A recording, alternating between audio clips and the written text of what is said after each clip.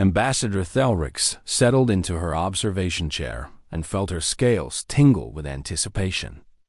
After 300 years of diplomatic service, she still loved this part of the job. Meeting new species, learning their ways, welcoming them into the great family of the Galactic Council. Today, she would begin evaluating humanity. The newest species to achieve faster-than-light travel and request. Membership. She pulled up the first file on her screen. Earth. A blue and green world. Quite pretty, actually. The preliminary scans showed a species that had developed art, music, literature, and philosophy. They have survived wars and plagues, yes, but most species did. Nothing unusual so far. Thelrix decided to start with human entertainment. This always gave good insight into a species' values and psychology. She queued up something called a movie that had been very popular among humans. The title translated roughly to The Haunting of Hill House. 20 minutes later, she had to pause it. Her secondary hearts were racing. The images, the sounds, the entire purpose of this creation was to frighten the viewer, to make them feel fear. And humans watched this voluntarily? For fun? She checked the file again. Yes, humans had an entire genre of entertainment called horror. They created thousands of these fear-inducing stories. Books, films, audio dramas, even attractions where they paid money to have people jump out and scare them. Perhaps this is educational, she murmured to herself, trying to rationalize it. Training for real dangers. But then she found the reviews. Humans described these experiences as thrilling and exciting. They wanted to be scared. They enjoyed it. Thelrix made her first note in the report. Humans voluntarily expose themselves to psychological distress for recreation. Purpose unclear. She moved on to human sports, hoping to find something more wholesome. The first video showed two humans in a ring, wearing padded gloves, punching each other in the face. The crowd around them was cheering wildly. The humans hit each other again and again until one fell down and couldn't get up. She watched in frozen horror as the standing human raised his arms in victory. The fallen human was helped from the ring, his face bleeding and swollen. The video cut to an interview where the winner thanked his coaches and family. He was smiling. Missing teeth. Query, Thelrix said to her computer. Is boxing a form of criminal punishment? Negative, the computer responded. Boxing is classified as a sport. Participants are volunteers who train extensively and are compensated for their participation. Sport. They called it sport. She found more. Wrestling, where humans slammed each other into mats. Football, where armored humans crashed into each other at high speeds. Hockey, where humans on ice skates fought with sticks and fists. Mixed martial arts, where the entire point seemed to be causing as much damage as possible. Within certain rules, the human liaison had included a note with the sports files. These activities teach discipline, courage, and determination. They are considered character building. Thelrix's S-scales had gone pale. In Sanctuary Coalition culture, physical violence outside of absolute necessity was considered a severe psychological disorder. These humans celebrated it. They gave medals for it. They paid their best fighters enormous amounts of money and treated them like heroes. She opened a bottle of her calming medication and took 2 pills instead of 1. The next file was about human cuisine. This seemed safer. Every species had to eat, after all. She pulled up a video of a human cooking show. The chef, a cheerful human female, was preparing something called spicy curry. She explained each ingredient with obvious passion. Then she held up a small red pepper. "This is a ghost pepper," the chef said, grinning. "It's going to hurt, but it's so worth it." Hurt? Thelrix watched in confusion as the chef explained the Scoville scale, a measurement of pain that certain foods caused. Humans had created a scientific measurement for food-induced pain. And then they competed to see who could endure the highest levels. She found videos of humans eating increasingly painful foods. Their faces turned red. They sweated. They cried. Some even vomited. And then they smiled and said they wanted to try something even hotter next time. Computer, analyze the chemical capsaicin. The results appeared on screen. Capsaicin was a defense mechanism evolved by plants to prevent mammals from eating them. It caused pain by triggering heat receptors. It was literally a poison designed to cause suffering. Humans ate it for fun. They put it in their food on purpose. They cultivated peppers to be even more painful and then ate those too.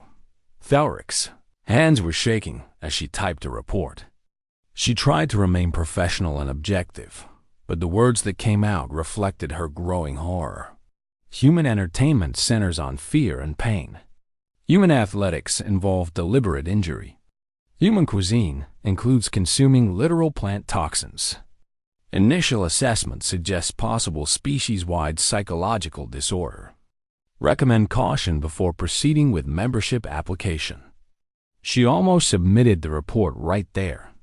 300 years of diplomatic service, and she had never encountered anything like this. But the council had been clear. A full evaluation was required. She had only looked at entertainment and sports. There was still so much more to review. Thelrix pulled up the next file. Human child-rearing practices. Surely this would be more normal. Every species protected and nurtured their young. That was universal, wasn't it? She opened the first document and began to read. Within minutes, she realized that her investigation into humanity was only beginning. And everything she had seen so far was just the surface of something much deeper and much more disturbing. The file described how humans taught their children about danger, how they trained them to be suspicious and afraid, how they prepared them for a world full of threats that might hurt them. Most galactic species raise their young in complete safety, never exposing them to fear or danger until they were fully mature adults. Humans did the opposite. They taught fear early. Thelrix closed the file and stared at her reflection in the dark screen. She looked tired. Her scales had lost their usual shine. And she had weeks of investigation still ahead of her. What kind of species was humanity? And more importantly, what kind of world had created them? 3 days had passed since Thelrix began her investigation, and she had barely slept. Every time she closed her eyes, she saw images from the human files. Children being taught to fear. Athletes bleeding on playing fields. People eating poison and calling it delicious. She forced herself to continue. The council was counting on her professional assessment. She pulled up files on human recreation and immediately regretted it. Humans jumped out of flying aircraft for fun. They called it skydiving. They fell thousands of feet through the air, trusting their lives to a fabric parachute that sometimes failed. The files included statistics on parachute malfunctions. Humans knew the risks and did it anyway. They climbed mountains where the air was so thin that their bodies started to die. They called it mountaineering. She found records of humans who had frozen to death on these peaks, and the next year more humans came to try the same climb. Some even tried to reach the summit of a mountain called Everest, where the death zone began at a certain altitude. They named it the death zone. And still they climbed. They dove deep into oceans in small metal containers, surrounded by crushing pressure and darkness. They explored caves where one wrong turn meant never finding the way out. They raced vehicles at speeds that would kill them instantly if they crashed. Query, Thelrix said to her computer. What percentage of humans participate in these high-risk activities? Approximately 37% of humans engage in at least one extreme sport or high-risk recreational activity during their lifetime. More than 1/3. This wasn't a small group of disturbed individuals. This was a significant portion of their entire species. The human liaison had included another note. These activities help us feel alive. They test our limits and show us what we're capable of. A life without challenge is a life half-lived. Thelrix read the note 3 times. In her culture, a life without danger was the goal. Safety, comfort, peace. These were the highest values. But humans seemed to find such a life unbearable. They actively sought out danger when their lives were too peaceful. She found research papers from human psychologists. They described something called sensation-seeking and explained that humans needed certain levels of stimulation to maintain mental health. Without challenge or risk, many humans became depressed or anxious. They needed danger the way her species needed sunlight. The next file made her stomach turn. Human medical practices. She had saved this for later, hoping it would be more straightforward. Disease was universal after all. Every species developed medicine, but human medicine was different. She watched a video of a human surgery. Doctors cut into a living body with sharp instruments. They removed diseased organs. They transplanted healthy ones from deceased donors. Blood was everywhere. The patient was unconscious, trusting these other humans to cut them open and repair what was broken inside. The human medical liaison had included explanatory notes. Surgery is often necessary to save lives. Yes, it involves cutting into the body, but the alternative is death. Thelrix understood the logic. She really did.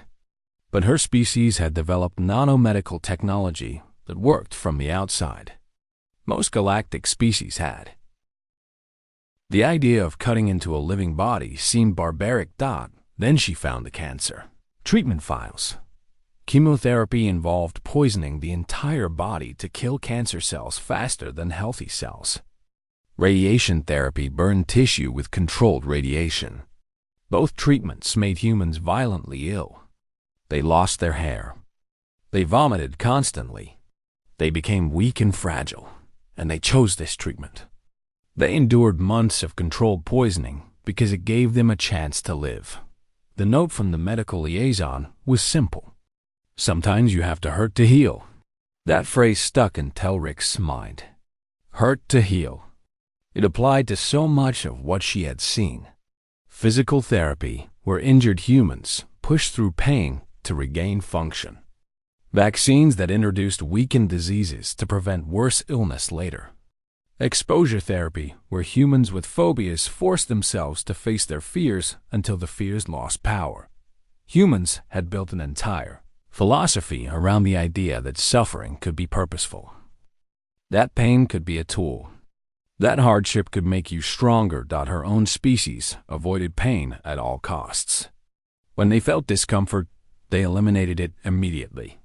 The idea of choosing to suffer was incomprehensible. Thelrix opened the next file and found human athletic training programs. She watched humans lift heavy weights until their muscles trembled and failed. They ran until they collapsed. They pushed their bodies past comfort, past pain, to some limit beyond that they called personal bests. The training philosophy was simple. Controlled damage to muscle tissue caused it to rebuild stronger. Pushing the cardiovascular system made it more efficient. Stress created adaptation. They hurt themselves on purpose to become better. She found military training next. Human soldiers endured weeks of sleep deprivation, physical exhaustion, and psychological pressure. They called it basic training. The purpose was to prepare them for war by making training harder than war itself. If you sweat more in training, you bleed less in battle. One human drill instructor explained in a video.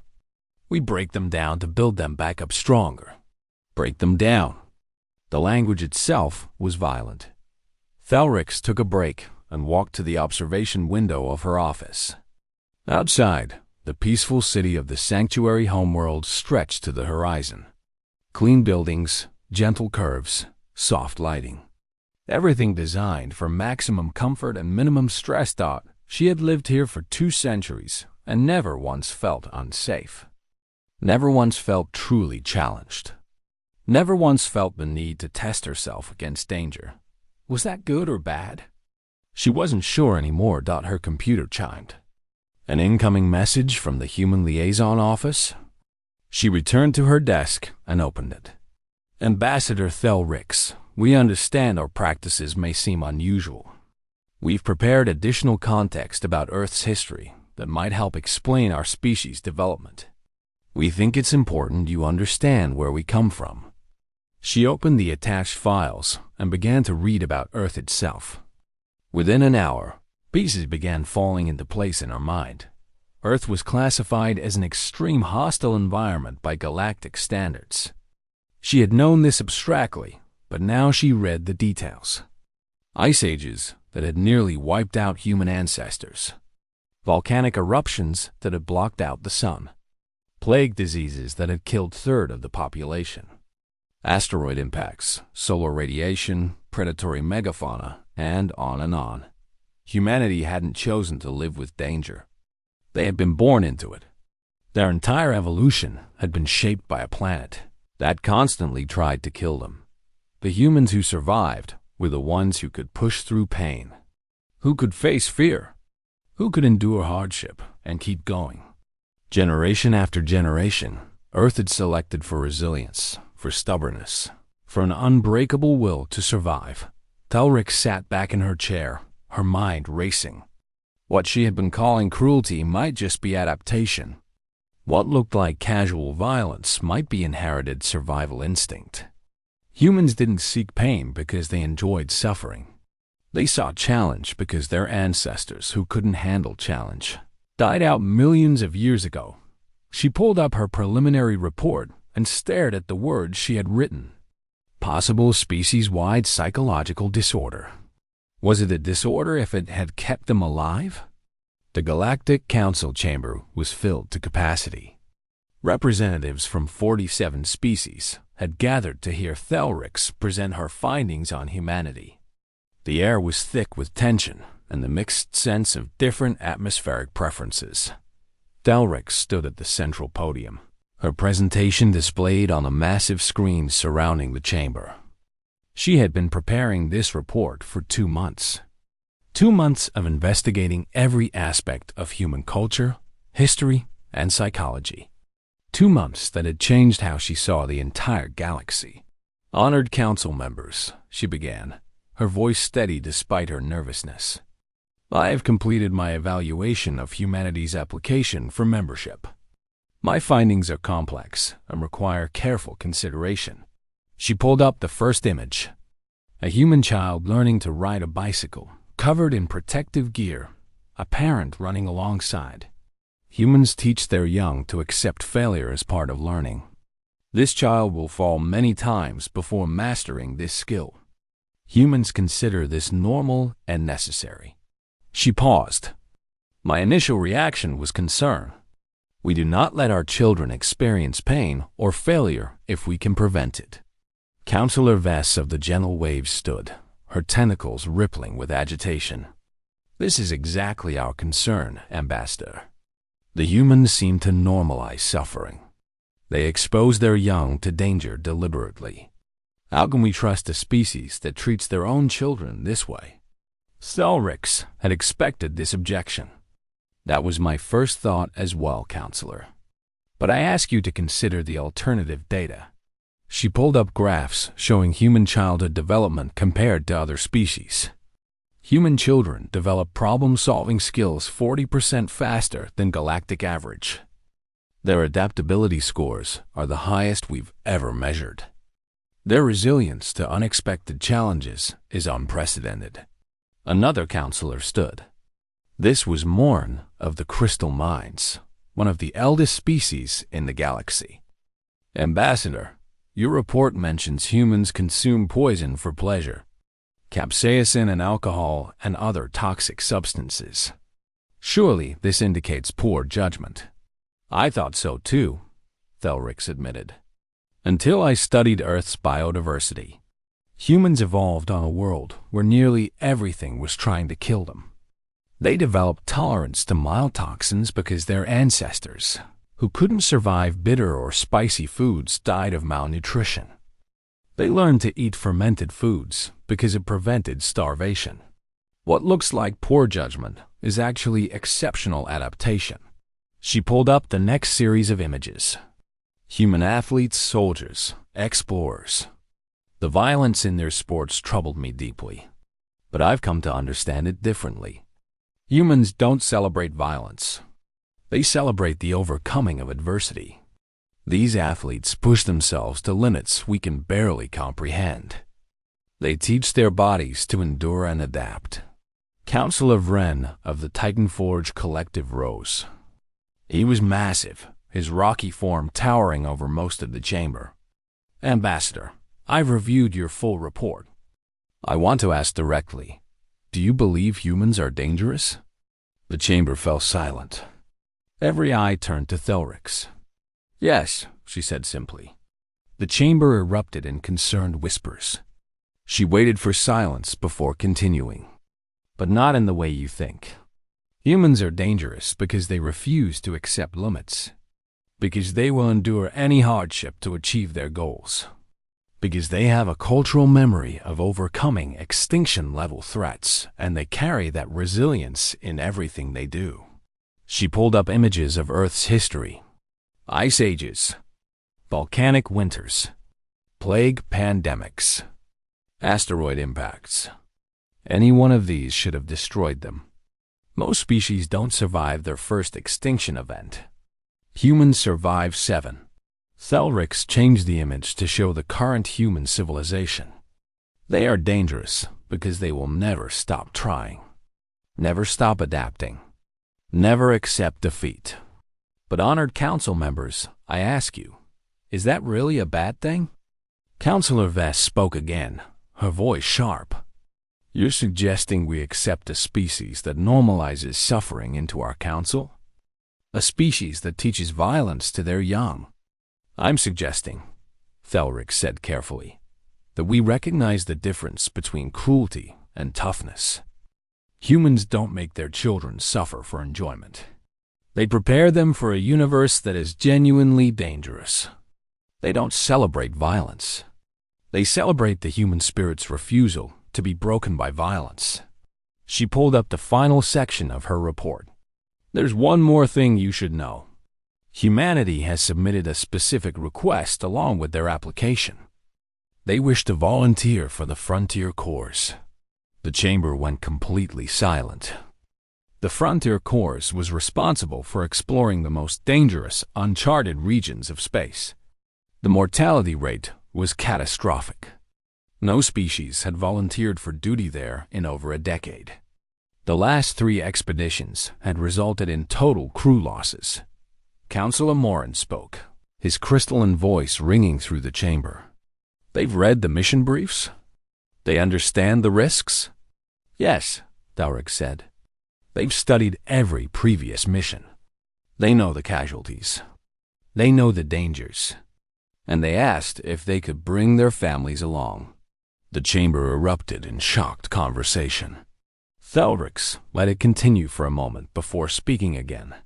Humans read about the Harrow Nebula expedition, where the crew died of radiation exposure. Their response was to develop better shielding. They read about the Void World incident where the crew was lost to unknown predators. Their response was to design better weapons and defensive systems. They read about failure and death, and they started preparing to succeed where we failed. Councillor Vren stood again. I served in the Frontier Corps for 50 years before I retired. I lost friends on every one of those failed missions. The pain of that loss made me understand something important. He paused, his rocky features set in determination. We stopped volunteering for the Frontier Corps because we couldn't bear to lose anyone else.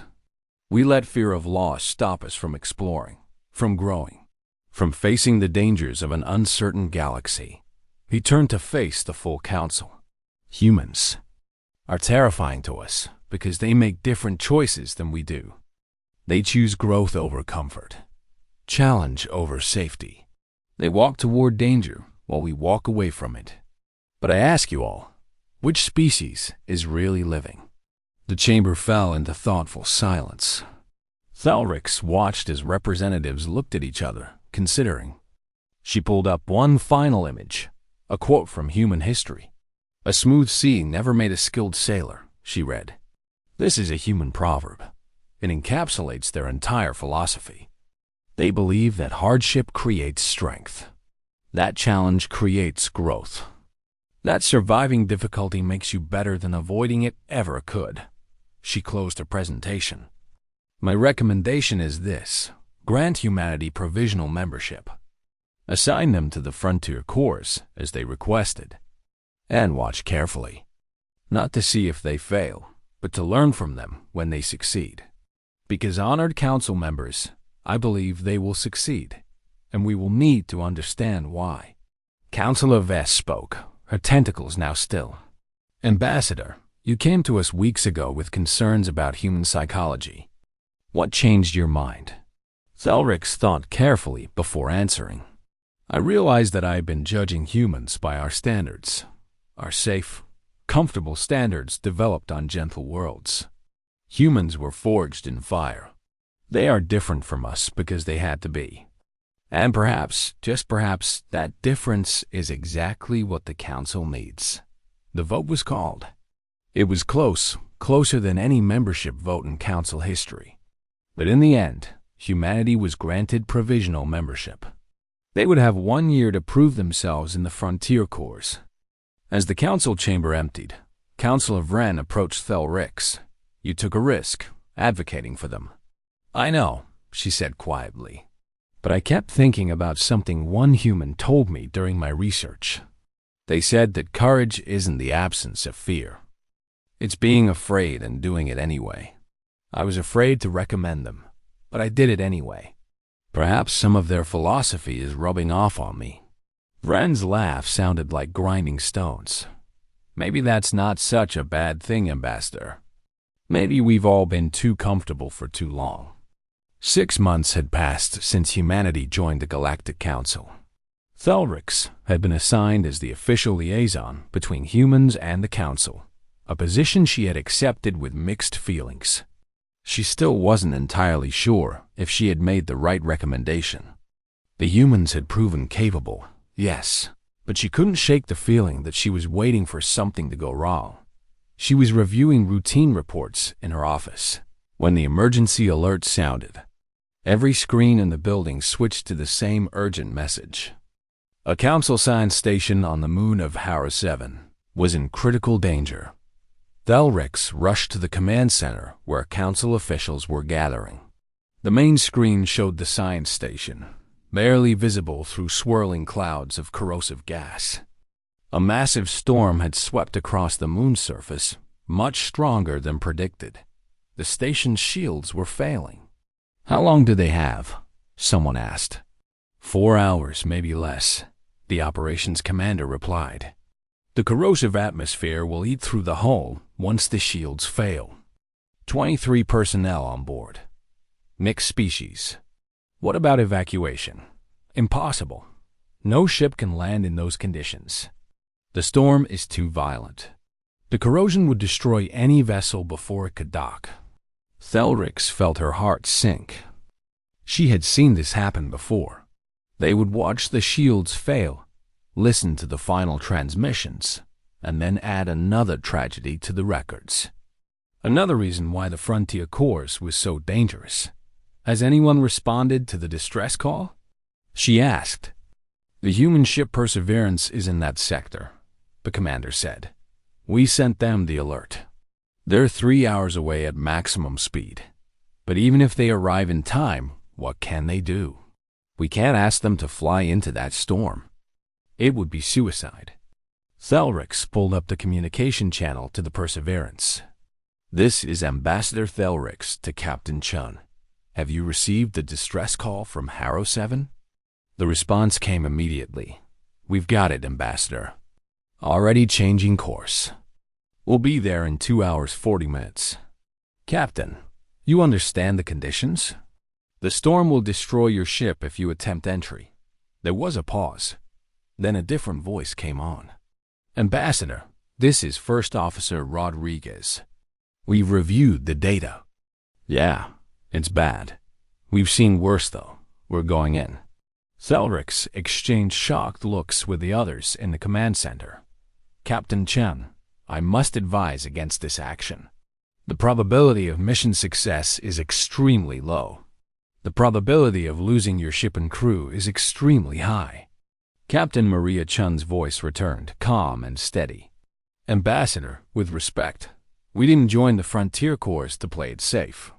There are 23 people on that station who are going to die if someone doesn't help them. We're someone. We're going in. The channel closed. Thelrix stared at the screen in disbelief. The humans were actually going to do it. They were going to fly directly into a corrosive storm that would likely kill them all. They're insane, someone whispered. No, Council of Wren said from the doorway. They're human. This is what we accepted when we let them join. Now we watch and see if they can do the impossible. The next 2 hours were the longest of Thelrix's life. The command center filled with officials and observers. Everyone wanted to watch. Some out of hope. Others, she suspected, out of morbid curiosity to see if the humans would actually die attempting this rescue. The Perseverance appeared on long-range sensors, approaching Harrow 7 at dangerous speeds. They didn't slow down as they entered orbit. They didn't pause to reconsider. They dove straight into the storm. Perseverance, this is Council Command. We've lost visual on your position. Confirm your status. Static filled the channel. Then Captain. Chen's voice broke through, strained but functional. We're in the soup, Command. Visibility is 0. Hull integrity at 85% and dropping. This is going to be tight. Thelrix watched the sensor data. The Perseverance was taking massive damage. The corrosive atmosphere was eating through their shields just like it had eaten through the stations. At this rate, they would be destroyed before they even reached the station. Captain, your shields are failing, Thelrix said urgently. You need to abort. You can't save them if you die too. Not aborting, Ambassador. Chen's voice was tight. Rodriguez, reroute power from weapons to forward shields. Engineering, I need you to boost the structural integrity field. Pull from life support if you have to. Navigation, get me closer to that station. I don't care if you have to fly by feel. On it, Captain. Multiple voices responded. Someone in the command center muttered, They're going to die. But the Perseverance kept going. Thelrix watched the sensor data as they somehow pushed through the storm. The ship was being torn apart piece by piece, but it kept moving forward. She could hear the crew on the open channel, calling out damage reports and system failures. And between those reports, she heard something else. They were joking. Hey, Rodriguez, a voice called out. Remember that hurricane we flew through on? Jupiter's moon? Which one? Rodriguez responded, his voice strained. We did that like 4 times. Exactly. This is just another Tuesday. Tuesday with extra acid, maybe. Someone actually laughed. They were facing certain death. Their ship was falling apart around them, and they were laughing about it. Harrow 7?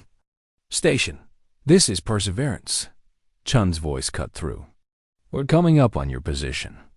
Prepare for emergency docking. And yes, I know the conditions are terrible. We're going to make this work anyway. The station responded, their voices filled with disbelief and hope. Perseverance, we can't believe you came. We can't believe you're actually here. Well, we were in the neighborhood, Chun said. Thelrix could hear the strain in her voice even as she tried to sound casual. Engineering, how's that structural field? Holding at 40%. I've got my entire team down here with emergency patches. We're not pretty, but we're functional. Good enough. Rodriguez, bring us in. The docking maneuver should have been impossible. The storm was throwing the station around like a toy. The Perseverance was barely holding together. But somehow, impossibly, they made contact. The docking clamps locked into place. All personnel from Harrow 7 Station, Get on this ship now, Chun ordered. We're not going to have much time before this storm tears us apart completely. 23 people evacuated from the station in less than 10 minutes. The command center watched in silent awe as the Perseverance disengaged from the station and began fighting its way back out of the storm. The ship was dying. Everyone could see it on the sensors. Hull breaches on 7 decks. Multiple system failures. Life support operating at minimum capacity. But they kept going. Captain Chun, Thelrix said quietly. You're going to make it. Not there yet, Ambassador.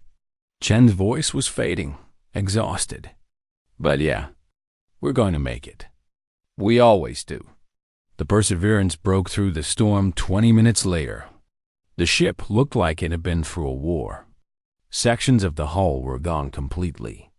The engines were barely functioning. But it was flying, and everyone aboard was alive. The command center erupted in cheers. Even the skeptics were celebrating. Thelrix found herself making sounds of joy. She didn't know she was capable of making emergency. Repair vessels rushed to meet the Perseverance. Captain Chun's final transmission to Council Command was short. Our 7 station personnel are safe. Perseverance is pretty beat up, but we'll patch her up.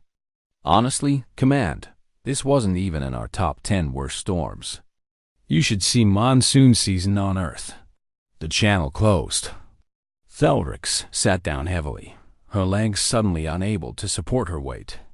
Around her, council officials were talking excitedly, trying to process what they had just witnessed. Councilor Wren approached her. You were right about them, Ambassador. I was terrified I was wrong, she admitted. So were they, Wren said, gesturing to the screen showing the damaged Perseverance. But they went anyway. That's the difference. We let our fear stop us. They acknowledged their fear and moved forward despite it. Thelrix spent the rest of the day writing her report. When she finally finished, she read through it one last time before submitting it to the full council. Humans are terrifying, she had written, but not because they are cruel. They are terrifying because they are unbreakable. They face dangers that would paralyze us with fear, and they call it just another Tuesday. They endure pain that would destroy us, and they call it character building. They survive conditions that should kill them, and they joke about it afterward.